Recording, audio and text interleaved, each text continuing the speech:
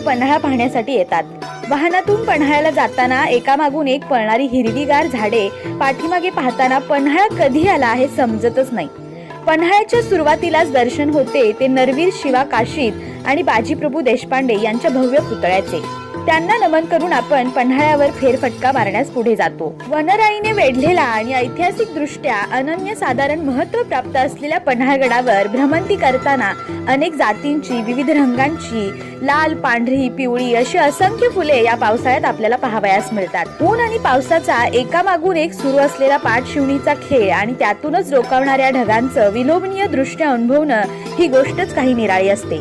गडावरून दिसणारे हिरवेगार मसाई पठार आणि त्या पठारावरून पुढे जाणारे ढग माणसाला तासनतास खिळवून ठेवत असतात।